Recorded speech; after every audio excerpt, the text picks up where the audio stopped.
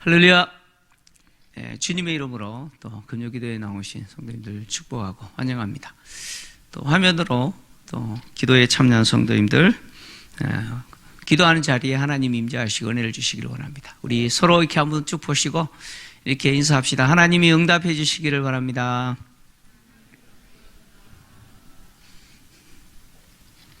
우리의 기도하는 기도를 하나님이 들으시고 또 오늘 이 밤에 응답을 받으신 은혜가 있기를 바랍니다. 압살롬의 반역을 진압한 다윗은 북쪽의 11개 지파가 다윗을 다시 왕으로 맞아들이는 일로 인해서 설왕설래하는 것을 소식을 들었습니다. 그 소식을 듣고 예루살렘에 있는 두 제사장 사독과 아비아달에게 유다 지파를 자극하게 했죠. 유다 지파에게 보내서 유다 지파로 하여금 자기가 다시 예루살렘으로 돌아오는 그 일에 앞장서 달라고 요청을 합니다. 사실 유다 지파는 압살롬의 반역에 제일 먼저 가담한 지파잖아요. 유다 지파는 다윗이 속한 지파고 다윗을 기름 부어 헤브론에서 왕으로 삼았던 지파 아닙니까? 그럼에도 불구하고 제일 먼저 다윗을 배신했고 압살롬의 반역에 가담한 지파입니다. 그럼에도 불구하고 다윗 입장에서는 사실 다른 11개 지파보다 더 용서할 수 없는 지파가 유다 지파지만 다시 왕권을 회복하기 위해서는 유다 지파를 품어야 했습니다. 그래서 유다 지파를 용서하고 품었습니다. 심지어 반란군의 총사령관 역할을 했던 아마사까지 자신의 군대의 총사령관으로 임명하겠다고 약속까지 하면서 유다 지파를 설득했습니다. 그러자 유다 지파가 다윗에게 설득당하여서 유다 지파의 모든 마음이 다윗에게로 다시 돌아갔습니다. 그래서 다윗에게 기별하여서 왕은 다시 돌아오소서라고 기별을 하죠. 유다 지파가 자기를 다시 왕으로 인정하고 돌아오는 일에 앞장서겠다라고 하는 소식을 들은 다윗은 이제 예루살렘으로 돌아가기 위해서 마하나임에서 요단강을 건너기 위해서 요단으로 내려왔습니다. 이렇게 내려왔을 때 유다 지파는 다윗을 영접하기 위해서 길갈로 내려왔습니다. 오늘 본문부터 내용은 이제 다윗이 예루살렘으로 복귀하는 과정 속에서 만났던 사람들에 대한 이야기입니다. 네 사람에 대한 이야기예요. 근데 정확하게는 세 사람의 이야기인데 네 사람을 만납니다. 다윗이 예루살렘에서 압살롬의 반역을 피하여 도망할 때 네 사람을 만났죠. 예루살렘을 떠날 때도 네 사람을 만났습니다. 첫 번째 만났던 사람이 누굽니까? 가드 사람 이때죠. 이때를 만났습니다. 그 다음에 또 누구를 만났습니까? 바로 사독과 아비아달 두 제사장 만났잖아요. 그 다음에 세 번째 만난 사람이 누굽니까? 무비보셋의 종인 시바를 만났죠. 그리고 마지막 네 번째 만났던 사람이 오늘 본문에 등장하는 다윗을 저주했던 시므이를 만났습니다. 이제 다윗이 예루살렘으로 복귀하는 과정 속에서도 사실 네 사람을 만납니다. 네 사람을 만나는데 그 네 사람이 누굽니까? 시므이입니다. 첫 번째 사람이 시므이고 그리고 또 무비보셋의 종인 시바를 만납니다. 그리고 또 한 사람이 누굽니까? 누구죠? 무비보셋이죠. 무비보셋을 만납니다. 그리고 마지막에 만나는 사람이 바르실레라고 하는 사람을 만나게 됩니다. 성경은 이 무비보셋의 종인 시바의 이야기는 없습니다만은 시바가 자기의 15명의 아들과 그리고 20명의 종 전부 데리고 다윗을 영접하러 나왔다라고 지금 기록하고 있잖아요. 사실 다윗이 만난 사람은 네 사람인데 시바의 이야기는 왔다라는 것만 기록을 했습니다. 어쨌든 다윗이 예루살렘으로 복귀하는 과정 가운데 만난 사람들의 기록이 이제 본부부터 기록되어 있습니다.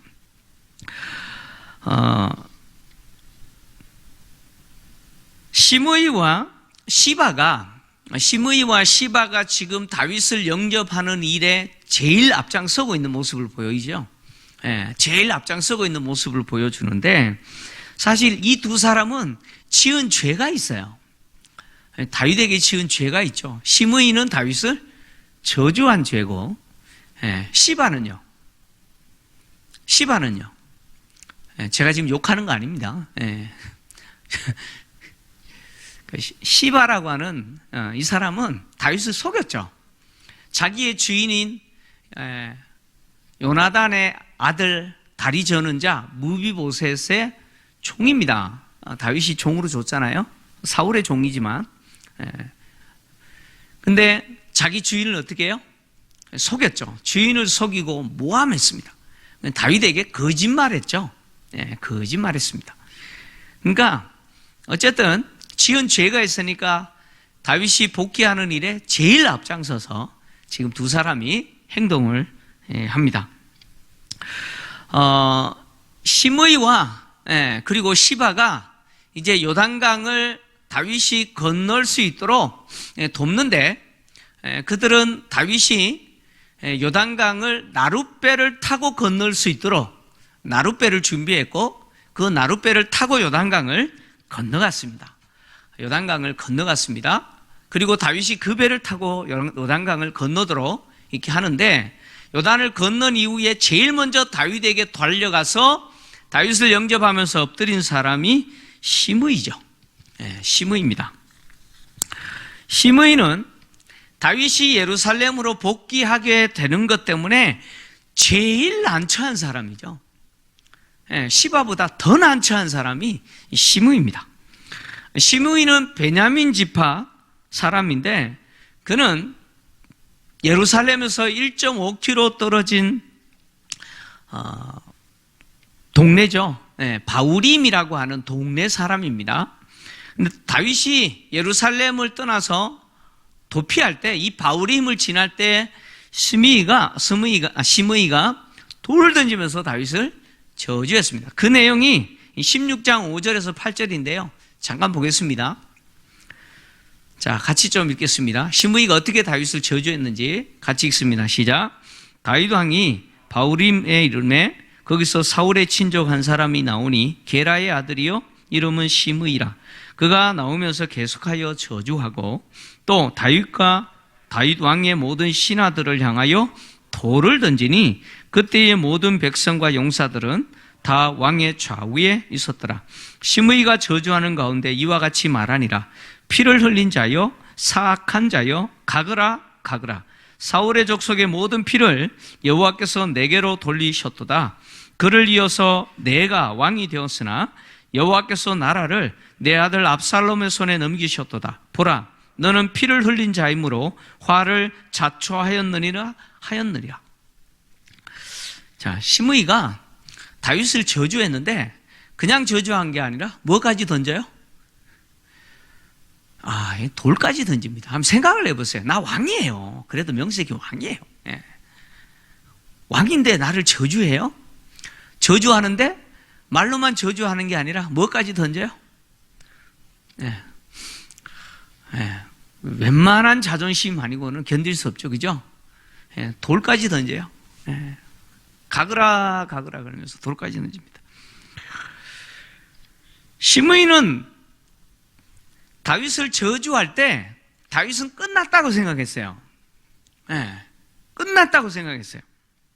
특히 사울의 죽음과 사울 왕의 가문이 멸망당한 것은 다윗 때문이라고 생각했어요. 다윗 때문이라고 생각했어요. 그래서 하나님이 그 죄를 다윗에게 갚으셨다는 거예요. 그래서 그 왕위를 누구에게 줬다는 거예요?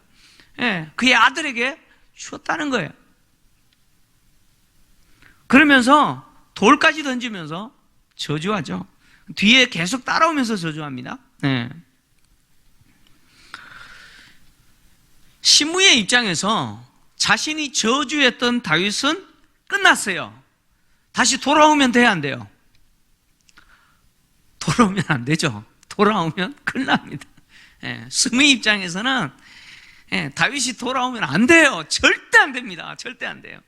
근데 정작 압살롬은 죽어버리고 다윗은 다시 왕이 되어서 돌아옵니다. 큰일 났어요, 이제. 다윗이 돌아오면 시므이는 자기가 살았어요, 죽었어요, 이제? 살았어요? 자기가 죽었다는 사실을 압니다. 다윗이 돌아오는 순간 자기는 죽었어요. 시므이는 자신이 다윗을 저주했기 때문에 자기가 다윗 왕을 저주한 그 행위는 다윗 입장에서는 절대 용서할 수 없는 행위라는 거 알죠?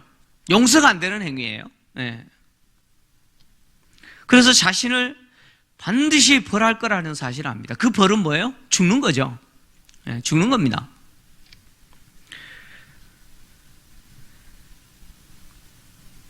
그래서 시므이는 어떻게든 다윗에게 용서를 구하기 위해서 제일 먼저 다윗을 영접하죠. 왕 앞에 엎드려서 자신이 저주한 죄를 용서해달라고 지금 호소합니다. 시므이는 자기가 다윗을 저주했던 행위를 뭐라고 표현했냐면 패역한 행위라고 이야기하죠. 패역한 행위라는 말은 해서는 안 될 행동을 했다, 그런 이야기입니다. 해서는 안 될 일을 했다는 거죠. 그리고 그 행동이 다윗에게는 무엇이 되었다고 이야기합니까? 죄라고 이야기하죠. 죄를 지은 줄 내가 알았다, 그러죠. 죄라고 이야기합니다. 그래서 자신의 한 행동에 대해서 다윗이 기억하지 말아달라, 왕은 기억하지 말아달라, 마음에 두지 말아달라, 이렇게 호소하죠.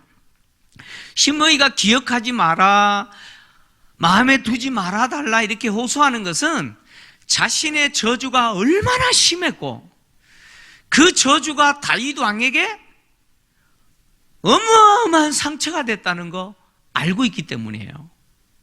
실제로 이거 다윗에게 엄청난 상처였습니다.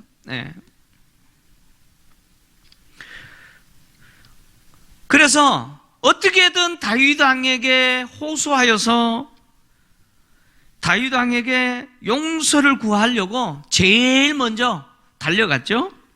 그러면서 하는 말이 자기가 한 행동이 죄인 줄 알았기 때문에 요셉의 온 지파보다 제일 먼저 자신이 왕을 영접했다, 이렇게 이야기하잖아요. 여기 요셉의 온 지파라고 표현했는데 요셉의 온 지파는 므낫세와 에브라임 지파, 에브라임과 므낫세 지파입니다. 근데 사실 이 표현은 북쪽 11개 모든 지파보다 내가 가장 앞장서서 왕을 영접합니다, 제일 먼저 영접합니다, 이 말입니다. 원래 북쪽 11개 지파를 그냥 에브라임이라고 표현할 때도 있잖아요.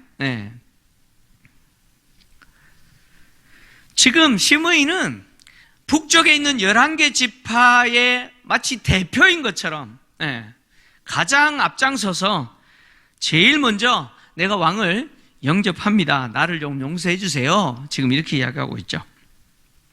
시므이의 생각은 자기가 제일 먼저 왕을 영접하면, 그래서 잘못했다고 빌고 영접하면 다윗에게 호의를 입을 수 있지 않을까, 이렇게 생각한 거예요. 자, 시므이의 이 용서를 구하는 회개가 여러분 어떻게 생각하세요?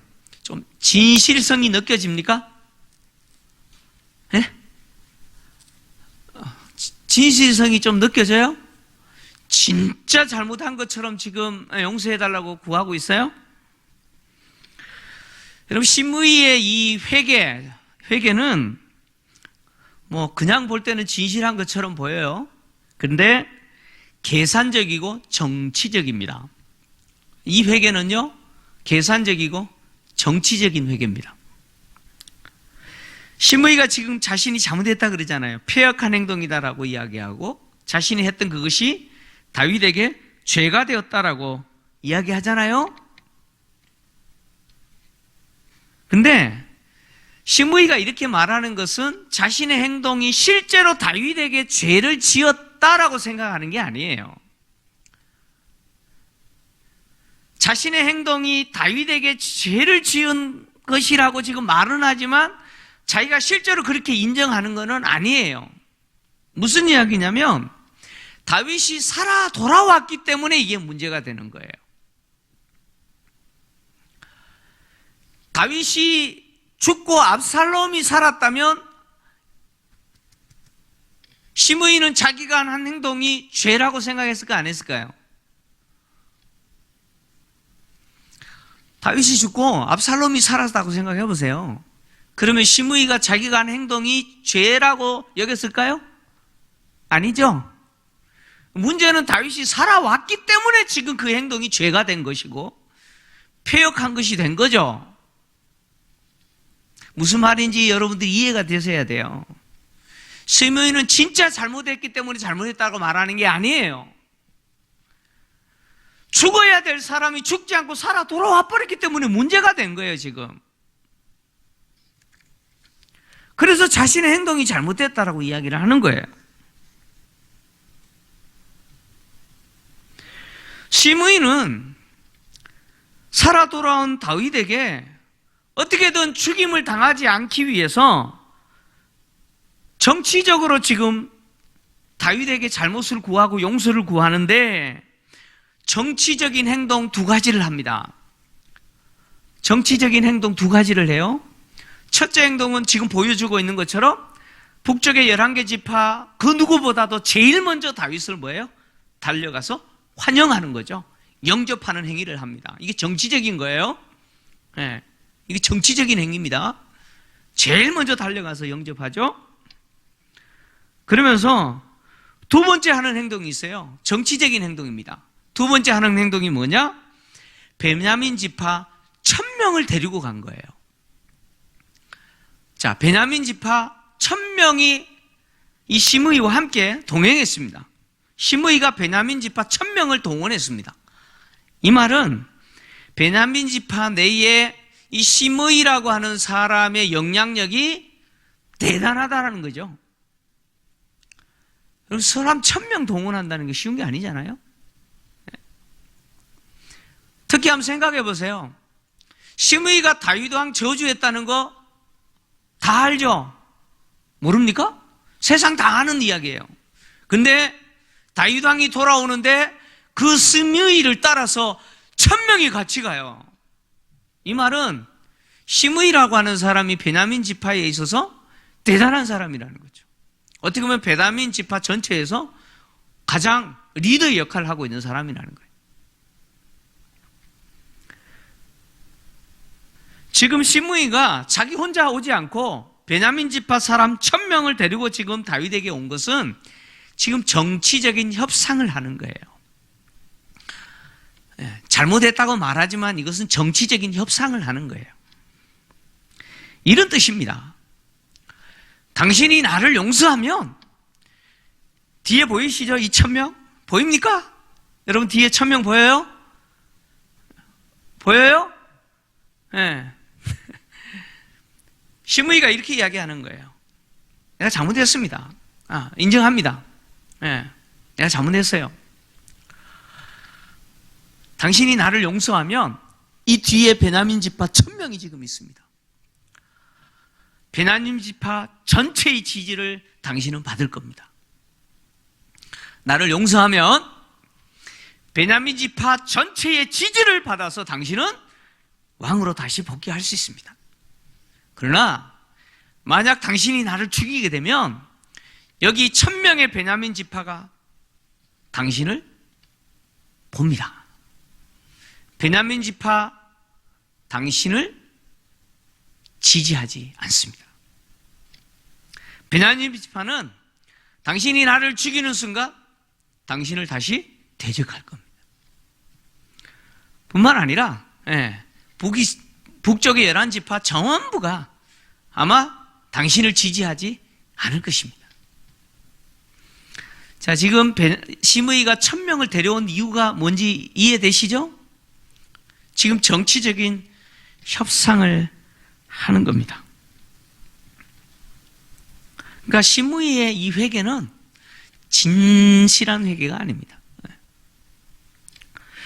시므이가 이렇게 다윗에게 용서를 구하자 옆에 있던 스루야의 아들 아비새가 흥분하면서 하나님이 기름 부으신 왕을 저주하였으므로 그로 인해서 어떻게 해야 된다고요? 죽어야 된다라고 이야기하죠.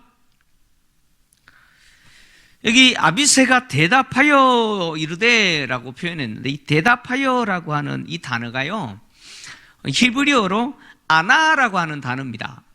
근데 이 아나라고 하는 단어의 어근은 맹수가 부르짖을 때 사용하는 단어입니다.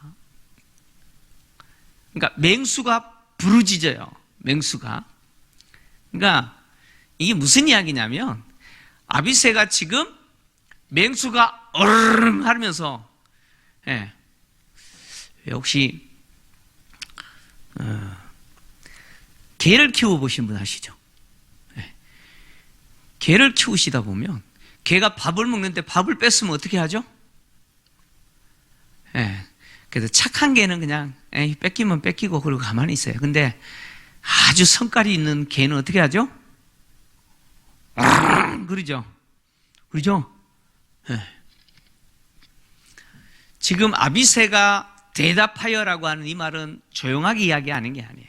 마치 짐승이 성랑, 맹수가 부르짖는 것처럼 흥분하여서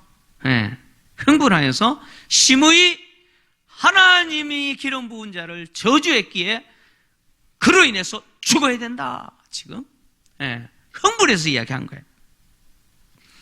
근데 이 아비새가 시므이를 죽여야 된다라고 한 말은 두 번째죠. 시므이가 다윗을 저주할 때도 아비새가 죽여야 된다라고 했어요. 그 내용이 16장, 사무엘하 16장 9절에서 11절인데 어서 제가 좀 읽어드립니다. 수르야의 아들 아비새가 왕께 여짜오되 이 죽은 개가 어찌 내 주 왕을 저주하리이까 청하건대 내가 건너가서 그의 머리를 베게 하소서 하니 왕이 이르되 수르야의 아들들아 내가 너희와 무슨 상관이 있느냐? 그가 저주하는 것은 여호와께서 그에게 다윗을 저주하라 하심이니 내가 어찌 그리하였느냐 할 자가 누구겠느냐 하고 또 다윗이 아비새와 모든 신하들에게 이르되 내 몸에서 난 아들도 내 생명을 해하려 하거든 하물며 이 베냐민 사람이랴 여호와께서 그에게 명령하신 것이니 그가 저주하게 버려두라. 시므이가 다윗을 저주할 때도 아비새가 흥분해가지고 당장 나로 건너가서 목을 자르게 해달라 그렇게 했잖아요. 근데 그때 다윗이 어떻게 했습니까? 스루야의 아들들아 네 나이가 무슨 상관이 있느냐? 하나님이 그에게 그렇게 하라고 한 것이니 그냥 두라. 아비새의 요구를 다윗이 거절했죠. 이번에 자신이 잘못했다고 용서를 구하는 시므이에게 또 아비새가 어떻게 해요? 죽어야 된다는 거예요. 죽어야 된다는 거예요. 그러자 다윗이 또 거절하죠. 거절합니다. 첫 번째 시므이를 죽여야 된다라고 하는 아비새의 요구를 다윗이 거절했을 때 그 이유는 뭐냐? 신학적인 이유였습니다. 신학적인 이유였어요. 다시 말하면 하나님이 그에게 저주하게 했다. 내 아들도 내 생명 노리려고 지금 반란을 일으켰는데 베냐민 사람 시므이는 오직 하겠느냐? 그냥 내버려둬라. 내버려둬라. 하나님이 그렇게 하셨으니까 그냥 내버려둬라. 신학적인 이유였습니다. 근데 두 번째 시므이가 잘못했다라고 말하는 이 상황에서 아비새가 죽여야 된다 했을 때 다윗이 거절한 이유는 뭐냐? 정치적인 이유입니다. 다윗이 거절한 이유는 정치적인 이유 때문입니다. 자, 다윗이 아비새에게 뭐라고 표현했느냐? 오늘 나와 원수가 되겠느냐라고 했죠. 그죠? 나와 원수가 되겠느냐? 오늘 어찌 이스라엘 가운데서 사람을 죽이겠느냐? 내가 오늘 이스라엘 왕이 된 것을 알지 못하느냐? 22절 그렇게 돼 있어요. 자, 오늘은 무슨 날이에요? 내가 왕으로 다시 복귀하는 날이에요. 내가 다시 왕이 되는 날이에요. 그런데 이 날에 사람 죽이면 된다, 안 된다? 안 된다. 이 정치적인 이유예요. 지금 자신이 이스라엘 왕이 되어서 지금 돌아온 이 날에 시므이 죽이면 어떻게 돼요?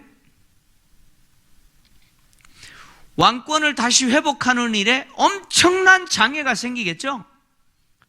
장애 생깁니다. 시므이가 협상했잖아요. 베냐민 지파 1000명 보이죠? 보이죠? 예. 나 살려주면 이 사람들 다 당신 지지할 겁니다. 나 죽이면 다 돌아설 거예요. 했잖아요. 시므이 죽이면 베냐민 지파 다 돌아설 거고요. 그리고 북쪽의 11개 지파 다 돌아서게 될 거예요. 왕권 회복이 상당히 곤란해집니다. 그러니까 다윗은 정치적으로 지금 시므이 죽으면 돼요, 안 돼요? 안 된다는 거예요, 안 된다는 거예요, 지금. 무슨 소리 하냐는 거예요, 지금.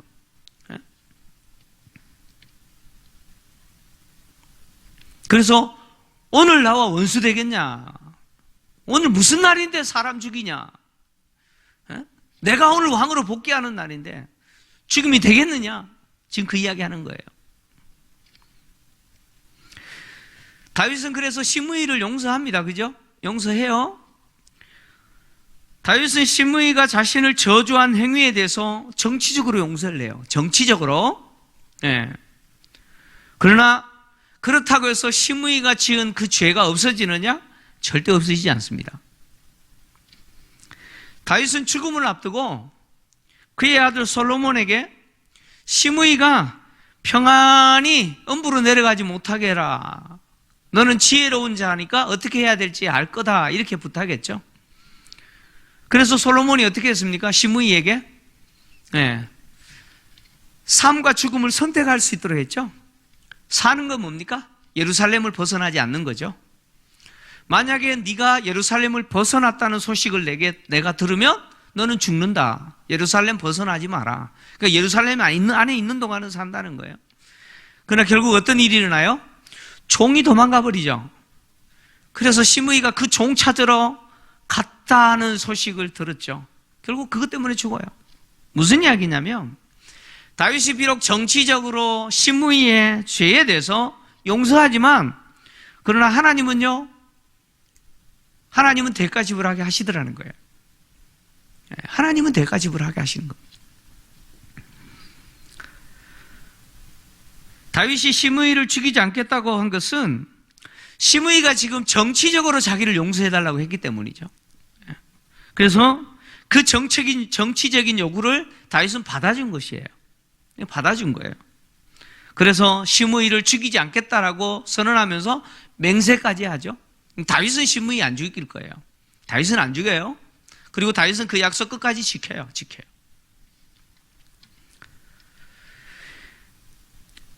다윗이 비록 정치적인 입장에서 시므이를 용서한 것이지만 사실 그것은 하나님이 원하시는 것이었습니다. 시므이를 죽이지 않는 것이 누가 원하시는 거라고요? 하나님이 원하시는 것이었습니다. 지금은 죽이는 게 아니에요. 다윗은 자신을 다시 왕으로 세우고 돌아오게 하시는 그 하나님의 뜻이 무엇인지 압니다. 왜 하나님이 자기를 다시 돌아오게 했을까요? 그것은 분열된 이스라엘을 다시 하나 되게 하는 거죠. 그것이 하나님이 자기를 다시 세웠다라고 하는 그 이유라는 걸 다윗은 너무 잘 알아요. 그래서 시므이를 죽여야 한다라고 하는 아비새의 주장을 거절하면서 너희들이 나의 원수가 되겠느냐라고 한 거죠. 아비새가 시므이를 죽여야 된다라고 했을 때 그 근거가 무엇이었느냐? 그것은 율법이었습니다. 율법이었어요. 다시 말하면 아비새는 율법에 근거해서 시므이를 죽여야 된다라고 한 거예요. 그럼에도 불구하고 시므이를 죽이지 않는 것이 하나님의 뜻이라고 하는 것이 다윗의 판단이었습니다. 다윗은 율법에 근거한 아비새의 요구도 그래서 거절한 거죠. 율법에 근거한 요구임에도 불구하고 거절한 거예요. 왜요? 그것이 하나님의 뜻이라고 판단했기 때문이죠. 아비새가 시므이가 하나님이 기름 부은 자를 저주했기 때문에 죽어야 된다라고 한 것은 율법이 그렇게 근거하고 있습니다. 출애굽기 22장 28절을 보면 율법이 이렇게 규정합니다. 너는 재판장을 모독하지 말며 백성의 지도자를 저주하지 말지니라 라고 했습니다. 재판장과 백성의 지도자들을 저주하지 마라. 지도자를 저주하라. 왕을 저주하지 말라 그런 이야기죠. 왜요? 이들은 하나님이 기름 부은 자들이라는 거죠. 율법은 하나님이 기름 부은 자들을 저주하는 것에 대해서 누구를 모독하는 행위냐? 그것은 단지 사람을 모독하는 것이 아니라 그들을 기름 부어 세운 하나님을 모독하는 행위로 받아들였어요. 그래서 하나님께 기름 부음 받은 자를 저주하는 자는 곧 하나님을 저주하고 모독하는 행위로서 그들은 돌에 맞아 죽어야 된다는 거죠. 아비새가 주장하는 것은 바로 이것 때문이죠. 그래서 레위기 24장 15절에서 16절을 보면 이렇게 기록하고 있습니다. 같이 읽겠습니다. 시작. 너는 이스라엘 자손에게 말하여 이르라. 누구든지 그의 하나님을 저주하면 죄를 담당할 것이요 여호와의 이름을 모독하면 그를 반드시 죽일지니 온 회중이 돌로 그를 칠 것이니라. 거류민이든 본토인이든지 여호와의 이름을 모독하면 그를 죽일지니라. 그러니까 아비새는 이 근거에 의해서 하나님이 여호와께서 기름 부으신 자를 저주한 것은 여호와를 모독하고 여호와의 이름을 모독한 것이기 때문에 돌에 맞아 죽어야 된다는 거예요. 그러니까 신무의 주장은 율법에 근거한 정당한 주장이죠. 그럼에도 불구하고 다윗은 그것을 거절했어요. 마치 율법을 거절한 것처럼 보이잖아요. 근데 그게 아니에요. 다윗은 오늘 시므이를 죽이는 것은 하나님의 뜻이 아니다라는 것을 알았기 때문에 거절한 거예요. 율법에 근거해서라도 거절한 것이죠. 다윗은 시므이를 죽여 자신의 그 마음의 상처 씻을 수 있었겠죠. 그죠?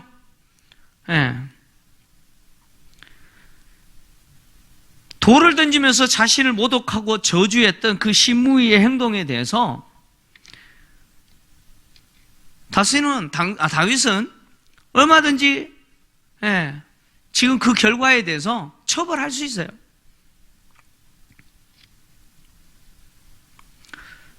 시므이는 자신이 돌을 던지면서 다윗을 저주했던 그 행위가 다윗에게 있어서 엄청난 상처라는 사실을 알고 있죠. 그래서 했던 말이 뭡니까? 기억하지 말아달라, 마음에 두지 말아달라. 그건 왜 그래요? 다윗이 기억하고 있고 마음에 두고 있기 때문이죠. 그만큼 상처가 됐다는 거죠. 다윗은 시므이를 죽여서 그 상처 씻을 수도 있죠. 그죠? 여러분, 한 번 엎질러진 물 다시 되돌릴 수 없잖아요? 시므이가 마음에 두지 마라, 기억하지 말아달라고 한다고 해서 상처가 씻어집니까? 씻어져요? 안 씻어지잖아요. 다윗은 죽을 때까지 이 상처 갖고 있었잖아요. 그래서 솔로몬에게 이야기하잖아요. 그러나 다윗은 잠깐 동안 시므이를 죽여서 자기의 그 상처를 씻는 것보다, 잠깐 동안 자기 마음을 시원케 하는 것보다 분연될 이스라엘을 회복하고, 그래서 이스라엘이 다시 회복된다면 그것을 하나님이 원하신다는 것이죠. 시므이를 죽여서 내가 속은 시원할지 모르지만 그것이 하나님의 뜻이 아니라면 다윗은 기꺼이 그것을 내려놓은 것이죠. 잠깐 동안 누리는 마음의 위안, 그것보다 하나님의 영원한 뜻에 순종하겠다고 결단한 사람이 바로 다윗입니다.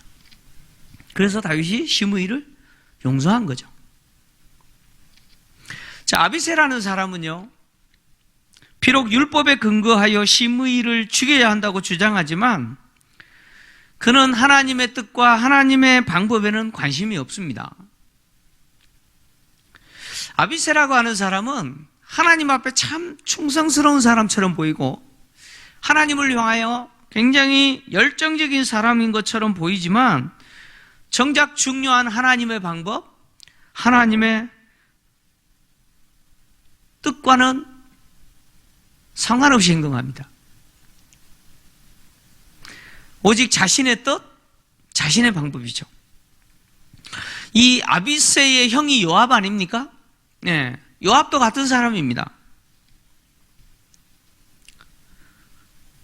요압이 그랬듯이 아비새 역시 다윗에게 굉장히 충성스럽고 그리고 하나님께 굉장히 충성하는 사람처럼 보이지만 사실 하나님의 뜻, 하나님이 무엇을 원하는지는 관심이 없어요. 오직 자신의 생각과 자신의 방식으로만 하나님을 향하여 열심을 품고 하나님을 향하여 충성하는 거죠. 다윗은 이런 요압과 아비새에 대해서 뭐라고 이야기했느냐? 이렇게 이야기했어요. 사무엘하 3장 39절입니다. 자, 같이 읽겠습니다. 시작. 내가 기름 부음 받은 왕이 되었으나 오늘 약하여서 수레아의 아들들인 이 사람들을 제어하기가 너무 어려우니 여호와는 악행하는 자에게 그 악한 대로 갚으실지로다 하니라. 그러니까 이 요압도 그렇고 아비새도 그렇고 다윗 입장에서 참 통제하기가 힘든 사람이에요. 사실 조카들이거든요. 누나의 아들들입니다. 근데 정말 통제하기 힘들어요. 참 자기에게 충성해요. 자기에게 충성해요.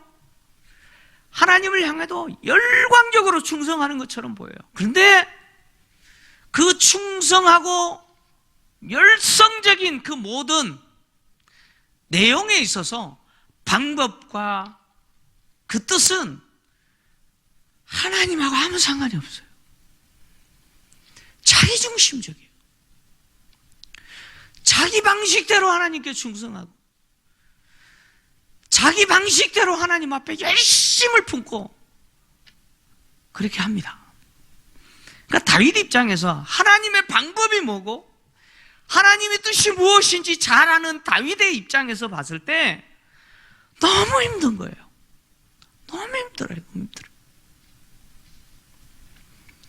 하나님께 충성하는데 하나님이 원하시는 방법은 아니에요. 하나님을 향하여 열정적으로 헌신하는데 하나님이 원하는 뜻과 방법은 아니에요. 자기 방법과 자기 뜻이에요. 근데 문제는 뭐냐면 교회 안에 이런 분들이 너무 많다는 거예요. 안타까운 거죠. 교회 안에 사실 이런 분들이 참 많아요. 정말 열정적으로 하나님을 위해서 헌신하고 충성하는데 다 자기 생각대로 해요. 자기 기준으로 해요. 자기 기준으로 하나님께 충성하고 자기 기준으로 하나님께 열정적으로 해요. 하나님의 방법과 하나님의 뜻과는 상관이 없어요. 결국은 어떻게 됩니까? 그 열정과 그 헌신과 그 충성이 교회를 유익하게 하고 하나님을 유익하게 하고 하나님의 나라를 확장하는 것이 아니고 자기를 위한 것이고, 그잖아요? 자기의 유익이죠. 그리고 결국은 공동체를 분열시키는 거예요. 공동체를 빼뜨리는 거예요. 공동체를 힘들게 만드는 거예요. 여러분, 우리가 하나님 앞에 충성해요. 제가 늘 자주 쓰는 한 문장이 있어요. 그게 뭐냐? 한번 따라서 할까요? 끝까지 충성. 네. 제가 섬겼던 목사님 한 분이, 목사님이 보고 딱 하면은 딱 띵동 그러고 와요. 뭐냐? 끝까지 충성. 아, 저도 배웠어요. 그래서 교육자들이 문자하면 끝까지 충성 뭐 이렇게 보내요. 근데 그게 정답이에요. 그죠? 끝까지 충성해야 돼요. 근데 여러분, 끝까지 충성할 때 그 충성의 내용과 그 방법과 그 모든 것이 누구의 뜻이어야 돼요? 여러분, 하나님의 뜻이어야 돼요. 하나님이 원하는 방법이에요. 방법이어야 돼요. 여러분, 교회를 섬길 때도 마찬가지예요. 직분을 감당하든 어떤 역할을 하든 저도 마찬가지고요. 하나님의 뜻이 뭔가, 무엇이 하나님을 기쁘시게 하는가, 무엇이 공동체를 살리는 것인가? 무엇이 하나님이 원하시는 방법인가? 이거 생각하셔야 돼요. 생각하셔야 돼요. 내 기준으로 하면 안 돼요. 그래야 공동체가 살아나고, 그래야 하나님이 우리를 통해서 하나님의 일을 하시는 거예요. 그렇지 않습니까? 하나님이 우리를 통해서 일을 하시기 위해서 우리는 계속해서 우리의 생각과 우리의 방법이 아니라 하나님의 뜻과 하나님의 방법이 뭔지를 생각해요. 다윗과 요압과 아비새의 차이는 여기 있어요. 여기 있어요. 여기 있습니다. 물론 다윗도 연약해서 한 번씩 넘어지잖아요. 그죠?